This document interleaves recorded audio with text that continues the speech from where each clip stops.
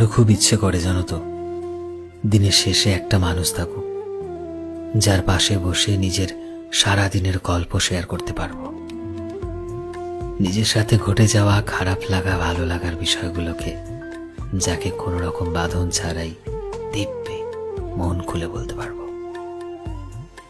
খুব ইচ্ছে করে আমার কাছেও একটা মানুষ থাকুক যে আমার ফোনের জন্য অপেক্ষা করবে, আর কখনো ফোন দিতে দেরি হলে নিজে থেকেই আমার খোঁজ নেবে।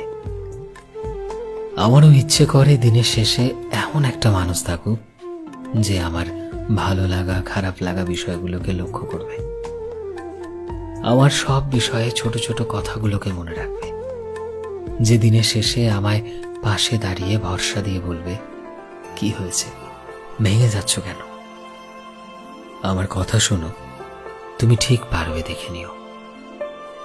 যার কাছে আমার মন খারাপের গল্প আলাদা করে খুলে বলতে হবে না, আমায় দেখেই সে বুঝে যাবে। যার সাথে চলার সময় মনে হবে যেন এভাবেই দিব্যি দুজনে একসাথে জীবনের সব রাস্তা যেন পার করে দিতে পারি। যার কাছে নিজের ভেতরের সকল জমানো কথা বলার আগে আমায় ভাবতে হবে না। আমি খুব করে চাই জানো, জীবনে এমন একটা মানুষ আসুক যে আমায় বুঝবে, এবং সেই সাথে ভেঙে যাওয়া আমি তাকে আবারও নিজের মতো করে দিব্যি গুছিয়ে রাখতে পারবো। আমার মনের খেয়াল রাখবে সে।